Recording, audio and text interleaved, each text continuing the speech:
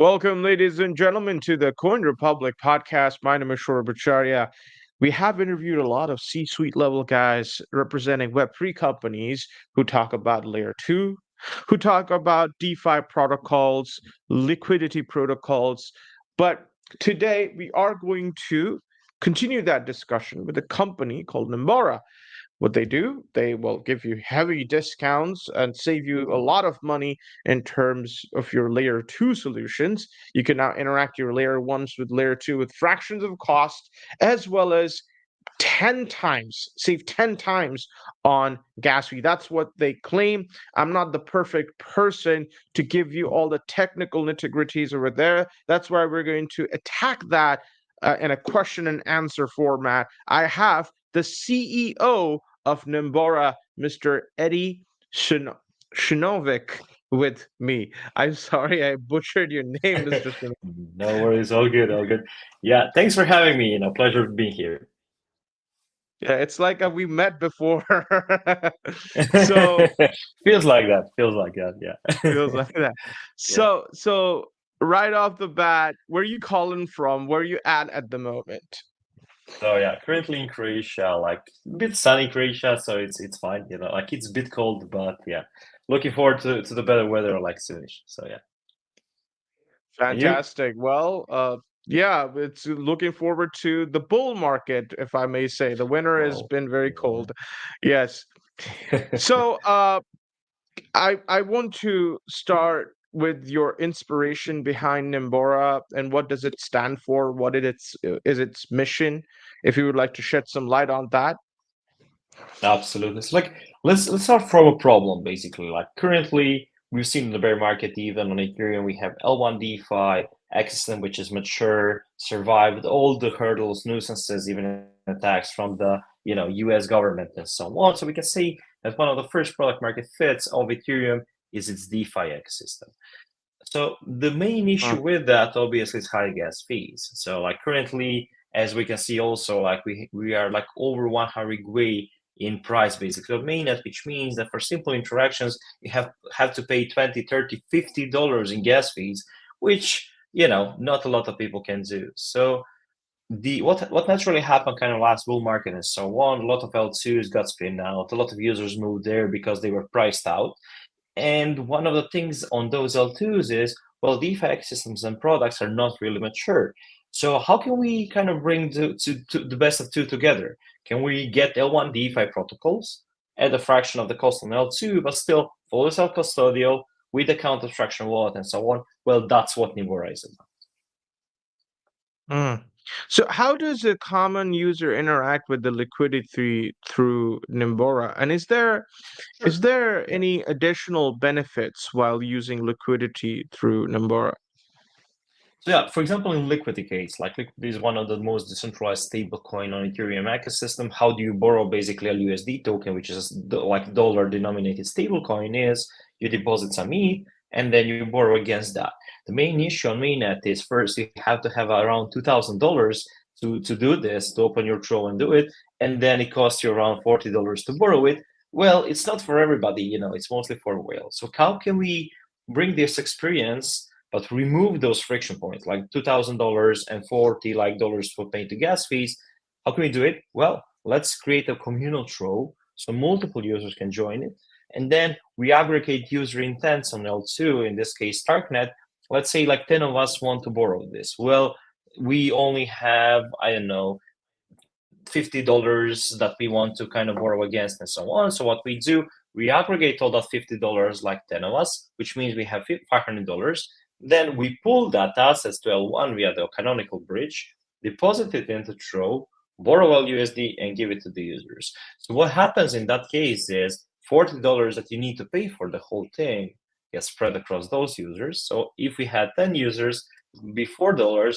If we had 100 users, be 40 cents. And the whole point is we have fixed costs on mainnet, and the more users we have, the cheaper it gets per user. That's kind of a ZK magic.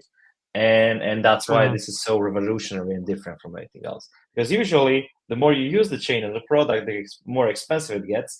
With this, it's the other way around. All right, so DeFi total value log has declined from the highs of 147 billion US dollars in 2021 to 47 billion dollars now. So, do you think that 2024 or 2025 will become the year where DeFi sees a mass adoption of some sort? Look, in general, I believe like we are still at the infrastructure phase. So we need to build the scale so we can get all these users on and so on. With ZK, I believe that time is slowly coming, and we've seen recently with the rapid progress on both ZKVM and ZKEVM side, like this tech will mature in next 2 to 3 years. So what we have to work on next is like user experience for the users. Currently, user has to have a PhD to use blockchains. If you want to be passive LP on Uniswap, for example, earn some money, well, you usually just lose money. If you want to, I don't know, like do some yearn stuff or like stake or this and that, you have to know which wallet to use, how to use gas fees, what like can happen. Then you have like NAV that can extract value from you and so on. It's too complex for normal users. So what kind of we are doing here basically is moving toward intent-based system where you just say, I have some ETH or I have some like dollars. I want to get the most value for that. And then you have different strategies. Okay, you have low risk strategy, which is, for example, staking with Lido. You just get 3 to 4%, but it's the lowest risk. Then you have a medium strategy, which is maybe staking with Lido and then LPing in Curve and so on. And the high risk would be some degen strategy. But the point is, user doesn't have to know all the steps in the background because just one click for them. Just one click DeFi, whatever you want, at a fraction of the cost and alters. That's kind of the magic of it. So liquidity has two unique troves with varying collateral Absolutely. ratios. How does the Absolutely. choice of collateral ratio impact borrowing and repayment flows for users interacting with Nimbora and liquidity? Absolutely. So like in the case of liquidity, why we have two throws is we have like different kind of users. So like those who want to use more risky throw, which is like 300% one and so on.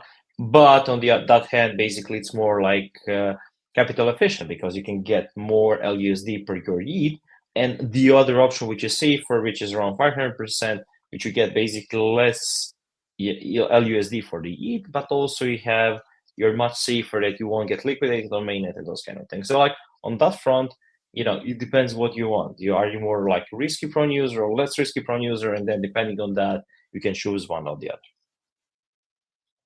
Hmm, interesting. So, can you elaborate on how Nimbora achieves this layer one and layer two bridging, and what specific advantages it provides to users compared to traditional layer two solutions? Yeah. So like we are building on the public one. So currently StarkNet, in the future, maybe that will be some others. But the whole point is we're using canonical bridges to do this. So the trust assumption on the using the rollup itself in the StarkNet is the trust assumption you have with this bridge, and it's the same as you use basically any of this rollup. So we don't add any additional complexity outside just of interacting through the protocol and so on. So on that level is the same as using like this rollup and so on, and we use only canonical bridges. We use basically only L1 DeFi to kind of, like attack these things or like get them basically to the users. And we use L2s as a kind of like coprocessor, like, okay, this kind of part goes to L2 because it's cheaper, so we can get user exposed basically to much cheaper gas fees. They pay much less, even potentially negligible gas fees in the future. And then in the meantime, basically, like still you have access to L1 DeFi and so on. Because like currently we have 100 grade, gas prices like too huge. And in the last bull market, we've seen like 1,000 and more, which is, like things become fully unusable on mainnet and we have to scale it L2, L3, and so on. Splendid. So, there are various protocols currently working in the DeFi sector. What gap did you see in these sector which promoted you to start with Nimbora? Absolutely. So like the main caveat of this is most of them are building on L1 or Arbitrum or Optimism or one of those kind of rollups. And then do users really care which rollup it is? They want the best user experience. They want the exposure to the best yield in this case. So why do they have to know which chain? How do they bridge from one chain to the other, and so on? Like the whole kind of liquidity and whole like user experience is really fractured and it's really bad. So what we're trying to do with this is kind of bring it back together. So user kind of connects with any wallet they have to the UI and can interact potentially in the future with any protocol, both on L1 or on the L2s that they want to. So the idea basically behind that is unify liquidity and unify basically and best user experience, so everybody can kind of use this even without the PhD. So that's kind of the basically crux of it. All right. Final question. But while I have you here, what do you suggest to the new entrepreneurs out there who are trying to make a name in the Web3 industry, since you are young and you are dominating the Web3 industry with your own flair? I mean, like, don't be afraid. It's nothing too complex or novel. And the beauty of this industry is so early, you can still experiment and feel and participate in changing the way this kind of industry will look in a 5 to 10 years, because we're just getting started. We still haven't reached the ChatGPT moment or the broadband moment that the internet had. And in my opinion, ZK is that broadband moment that we'll have for the blockchains. So what broadband was for the internet, ZK now is for blockchains, and we'll be able to scale. And there's so many things that needs to be built because you're just building infrastructure. And then the next phase will be, okay, user experience stuff, building for the users, end users, scaling this, abstracting all these complexities. That's will be kind of the key point where we need to kind of go. So like there are so many things you need to do, and like you can all learn these things. It's not rocket science, but the only thing you have to is trust in this. This industry makes sense. And in my opinion, you have to build a self-custodial so you don't do the mistakes that others did. We won't name names, but I think we all know who we are talking about. So yeah. Okay. Again, a final question before we sum it up. Let's sum it up a little bit. For someone undecided, what's the most compelling reason for them to choose Nimbora over DeFi solutions? And if they end up choosing you guys, what's the step-by-step process for users looking to borrow or lend using Nimbora? Sure. So like you just go to app.nimbora.io and you connect with the wallet. You decide, okay, for example, in this case, which node do you want to use in the future? There will be like multiple options on other protocols and so on. And then you just choose how much do you want to kind of like borrow in this case or in the future earn. And that's it. That's basically when the budget starts. You don't have to do anything else because then the kind of mechanism in the background waits for enough users to fill basically the batch. In this case, it's every 24 hours and then executes this for you, bridges to mainnet, and brings you asset back. So you don't have to do anything else. And the beauty basically is like all these kind of early users will earn some points as a part of the ecosystem because we are decentralizing the protocol. We want more teams and more users to build on top. So this is a fully, self-sustaining thing and protocol that can kind of scale down the road. Splendid.